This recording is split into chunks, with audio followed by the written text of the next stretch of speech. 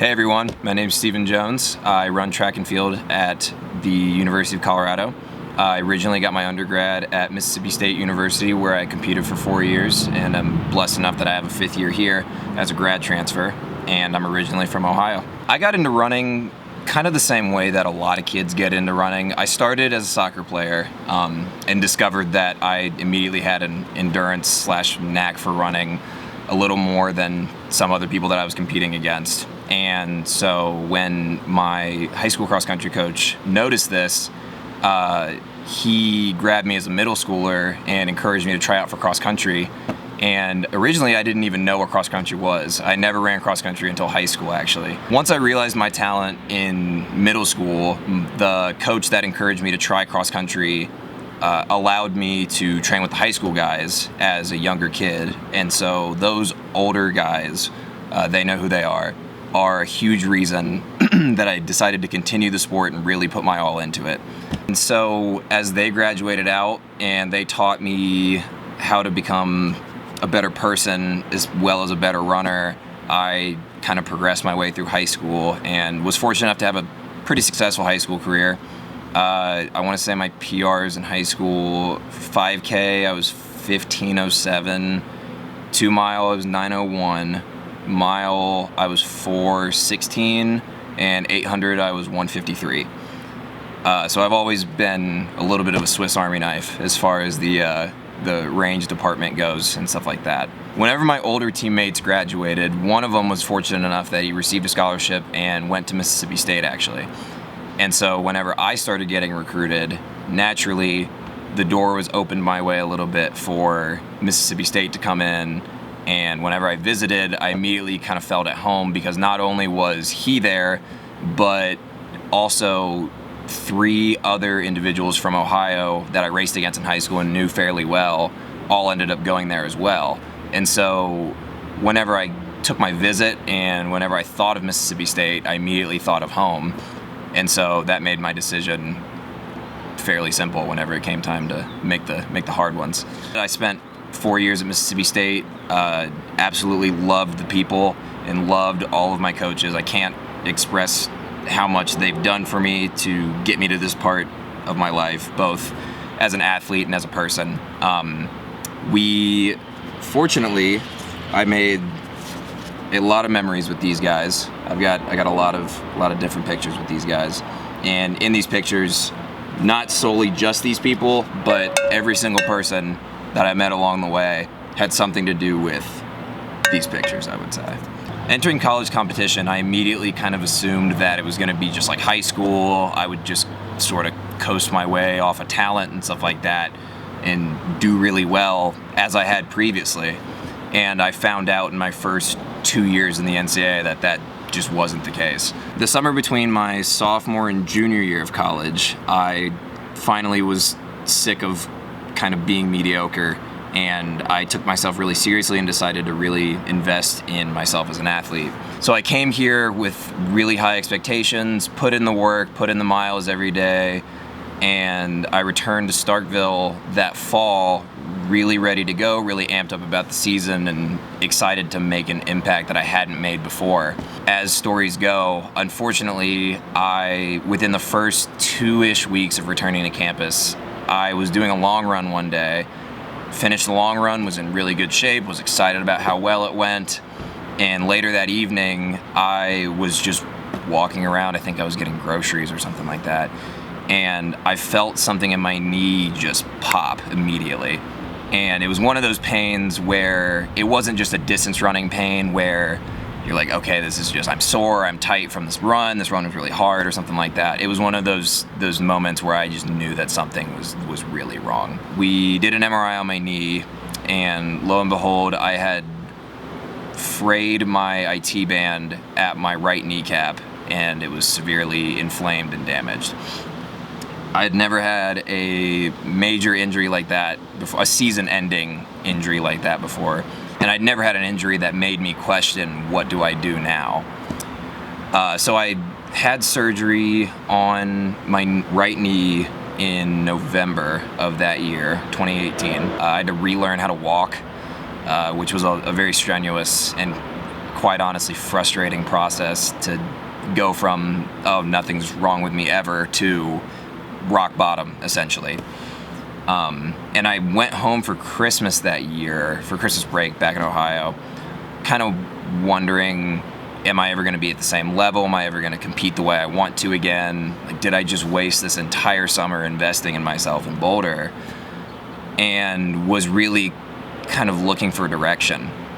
And that's when things kind of uphilled for me, thankfully.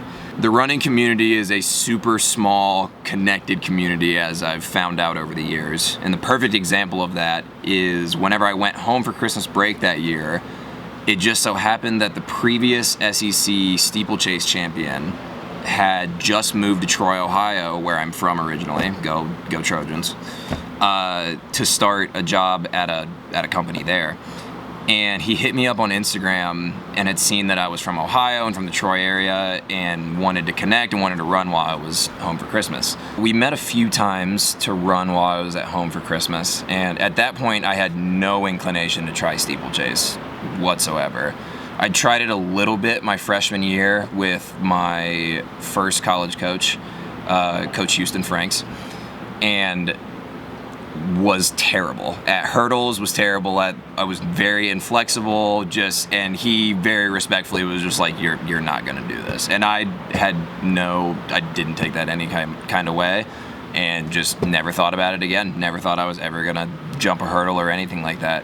I met up with my new friend, his name's Kyle Hosting, a couple times over Christmas, and we got a couple runs in, just chatted during the runs like people do. And he kind of encouraged me, if you could figure out the form and just get over the hurdles, really, you're tall enough that you could be really good at this. He himself is about 6'4" or 5-ish, so jumping over steeplechase barriers was nothing for him. And I still at that point was a little bit skeptical that was what I really wanted to try, because I'd just come off a surgery and it was a very dangerous event, obviously. But I kept it in the back of my mind, and I went back to Starkville, coming off of getting used to running again back home after the surgery. And between his encouragement, a former teammate of mine, Sylvia Russell, who helped me put all of the pieces together, really, as far as form, as far as being comfortable over the hurdles, everything, really. And the new encouragement of my coach after seeing that I was good at it somehow again, I started training for it and started really pouring my all into it. I ran my second steeplechase, and we were out in Azusa, California, racing at the Brian Clay Invitational. And fortunate enough, I took the lead with about 3 to 4 laps to go and got comfortable over the hurdles and didn't look back. And I ended up PRing by about 10 to 11 seconds, ran 8:53. It was good enough to get into regionals, and I think it was the SEC lead at that point. But that kind of confirmed, like, yeah, you can do this, just keep getting comfortable with it, just keep going and see where this leads you. Which was a really cool moment after everything that happened with the injury and the years of not taking myself as serious as I should and stuff like that. After 2 steeplechases, my coach felt confident enough to throw me in it at the conference meet, and that kind of rattled me a little bit, because as well as I was having success with the new event, I still wasn't sure that it was exactly what I wanted to do, and it's a very dangerous event, as I've said. And so I was a bit skeptical to keep going in it. Quite honestly, didn't run a very good race as far as tactics go or tapping over the hurdles and stuff like that, but was fortunate enough that I kicked my way and got second. And that was my real kind of aha light bulb moment that you should be doing this. With the confidence that I gained from the conference meet, I was ready to roll whenever we got to Jacksonville, Florida for the first round of nationals in the East region. I was a bit daunted sitting on the sideline watching the other 2 heats go off, knowing that I had to run about that fast in order to, if I wanted any shot to get to Austin that year. So I got in the race, things went off like normal, a couple people fell, a couple things happened, and I started to get really confident and look through the hurdles rather than looking at them, kind of anticipating them. And I took the lead again with about 2 to 3 laps to go, and put a gap on people and PR'd again by about 13 seconds and ran, or 10 seconds, and ran 8:41. And that, punching my first ticket to nationals and doing it in such a way that I believed in myself the entire way, was just such a resounding, you got this, to me personally. Unfortunately though, when I got to Austin, Texas, the week before that, I came down with about 102, 103 fever before competing in Austin, Texas's horrible heat. I didn't do too hot at nationals, and everybody has to come off their hot streak at some point, so it is what it is. But it gave me the fuel that I needed in order to, again, just keep pursuing, and knowing that some of my friends who are professionals and at a higher level than I am compete all summer, compete at bigger meets than nationals and stuff like that. After qualifying for USA Championships and being able to compete in front of a crowd that big, on a stage that big, with people that big, it was a fantastic way to end the season and kind of solidify that this is where I belong and that I can do this if I really give everything my all. I was fortunate enough that I had a full 5th year and technically a 6th of indoors under my belt, and I didn't know what I wanted to do with it, if I wanted to just stop, what I wanted to do exactly. I was put in contact with Coach Billy Nelson here at the University of Colorado, and immediately made a very genuine connection and realized that this could be a very real possibility for me if I wanted to take this to the level that I think I can be at. I knew if I wanted to be as good as I thought I could be, that I couldn't pass up the opportunity to run for the Buffaloes. Naturally, running in Boulder, Colorado is one of the most beautiful things you can do. The steeplechase tradition here is very rich and very deep, and the team holds themselves to a standard that a lot of teams around the NCAA strive to be at. I was going through the recruiting process once again, but with a little bit better head on my shoulders, knowing what I wanted and what I needed out of a program. And the opportunity with the University of Colorado is one that you just can't pass up. If you guys have made it this far, thank you for letting me stumble through my story with you. I really appreciate it.